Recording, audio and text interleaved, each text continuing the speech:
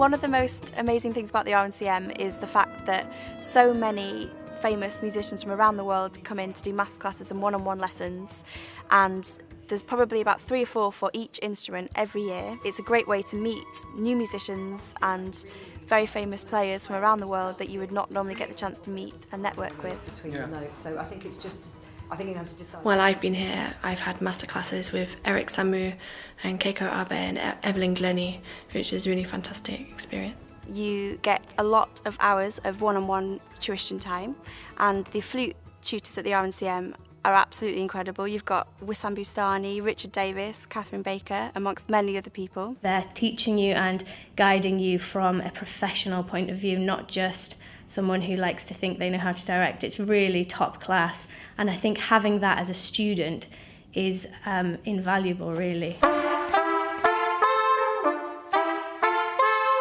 For me, the most unique thing about the RNCM was the fact that I can have classical and jazz tuition, both of the highest standards, alongside each other. I can literally split my lessons 50-50 between jazz and classical, which when I come out of college is going to be invaluable, because it means I can turn my hands to as many different genres and as many different gigging opportunities as I can.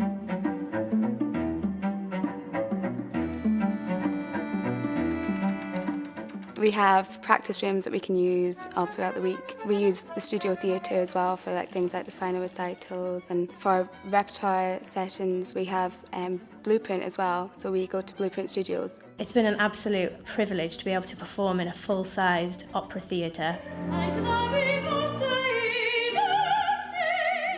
And then we have the concert hall as well, so we have the opportunity to perform there, as well as the Carol Nash Recital Room, which is another really good venue for concert performance.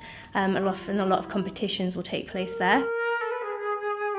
For composers, we get our own space, which only composers get access to. We've got the 6 iMacs. We also have the library, which is filled with thousands of scores. I do my work in the library. It's a really, really nice space to use. There's a lot of orchestras that you get put in every year, so you can play with symphony orchestra, brass band, concert orchestra, wind orchestra, modern ensembles, brand new orchestra, which is for the composers to come perform their own works. So there's a lot of scope for performance in the RNCM.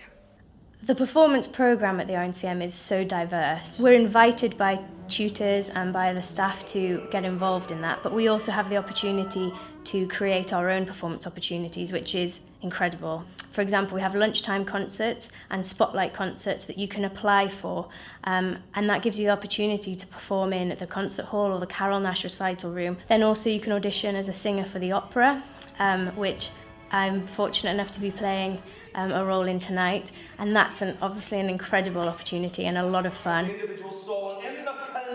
For my placement, I had to do outreach work, and now I actually work with Live Music Now, and me and my duo partner, we go and do concerts in prisons and disabled schools and hospitals, in old people's homes, and I think they take into account the fact that a musician, they might not only be performing, they also have to be versatile in this day and age.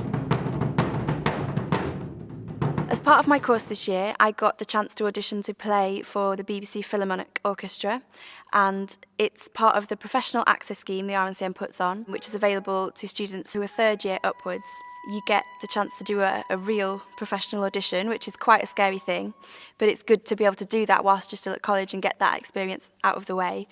And after that, I got the chance to play in the BBC Philharmonic. It's really good to be able to do this as part of your course at the RNCM, as it gets the scary side of the first time you have to sit in a professional orchestra out of the way. Being a part of the opera, I've really found that I've had my own experience of actually being in what would be a professional opera production, working with a professional director and conductor and with a full-sized orchestra, and just having that opportunity at a conservatoire is absolutely invaluable, and at an undergraduate level as well, because a lot of the time you don't get that until you're a lot older, so that's been really great. You'll be compelled to laugh, and you'll be delighted with everything you see. Performing in front of live audiences is quite scary, but really exciting at the same time. It makes you raise your game as well. You know that you have a standard to hit, and you want to be worthy of that. So it's really challenged me, but it's definitely an exciting thing, and you feel as though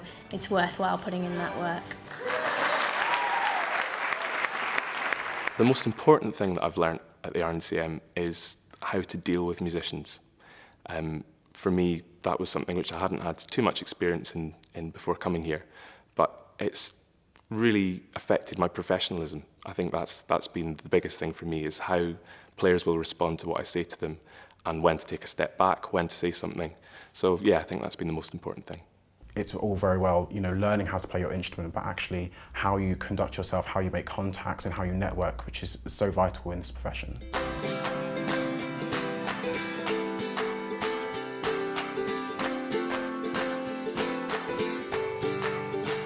My plans for the future is to return to the RNCM to do the 2-year master's course.